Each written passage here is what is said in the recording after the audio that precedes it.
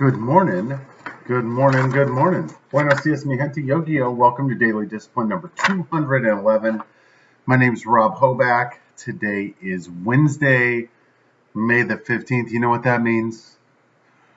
Can I get a what? Yes, it is hump day. Yes, we had tacos yesterday. We're happy that you're here. Honored and humbled if you came back, and we're ready to get to work. So appreciate it. First things first, still the realist. I'm also agitated. What am I talking about? I got some poor people in my periphery, in my sphere, who continue to do a couple things that really get me upset. Number one is they continue to ask me to give them more than what we've agreed to support their miserable, insignificant lives. And now they're coming back and saying, not only do I want you to give me more, but I'd like to do less. And I got to tell you, the whole thing of find a peaceful resolution is very, very difficult for me when people continue to do that. So I'm a little agitated. And if it's not you, and you're like, well, he's not talking about me, then don't worry about who it is, right? It's my channel, not yours. All right. Question of the day. Do you hate or do you appreciate the Golden State Warriors? Since I know a couple of you, we'll start with the creeper, hates the Golden State Warriors because they're so good. I'm going to counter that with a couple of reasons why you should change your position on that. Number one, they're legendary. They are. They're that good. They have won 3 out of the last 4 championships. Unquestionably a dynasty. They've been to 4 straight finals. They continue to win this year in spite of the fact that their best player, Kevin Durant, got hurt in the last series, missed the 6th game. Doesn't even matter. They missed the game, and the Warriors won on the road without him in hostile territory, right? So it's an interesting dynamic where you have 2 guys on that team, the Splash Brothers, Steph Curry, Klay Thompson, right? Both of them, here's some other things that are interesting. Both of them, their fathers played in the NBA very successfully. So they're second generation professional basketball players with solid parents, right? And so what does that mean? Well, I would argue that because they come from stability, they are therefore more stable themselves. You don't have a lot of the nonsense you typically have with some of these guys who come up, poor from the ghetto. They're plucked out of abject poverty and violence and thrown millions of dollars.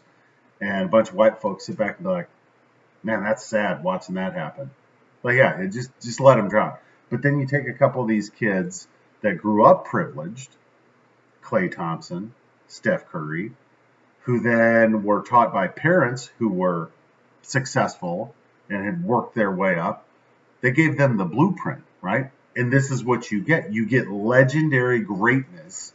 And I think too many people look at them and all they see is black kids, right? I'm not going to say the word that people say when they look at it because you know what it is. But I'm telling you that, and we've talked about this before, when you take kids and you show them how to be a champion when they're young, guess what happens when they get old? They don't put up with a whole lot of bullshit. They're like, hey, you can take all that stuff and you go on home because I'm a champion. I don't need that nonsense. Yeah, just sitting there watching it last night. No, Katie, they didn't have their best player, but their most important player, Steph Curry, was playing. And then you throw in, as if that's not enough, Steph Curry's younger brother is playing for the other team. So, we love as Americans to talk about these great American families, the Kennedys, always white people, right? Let me tell you, that is changing. With the availability of information that we have today, people aren't allowed to do the shady shit that they were before and hide behind NDAs and stuff like that. Like those days are over. We talk about how we have equal rights, and in certain situations we do, right? And so I would argue that in sports, by and large, the best athletes usually get to see the field because even though coaches can get swept up in politics and stuff like that, coaches still want to win and they're going to put the best players out there.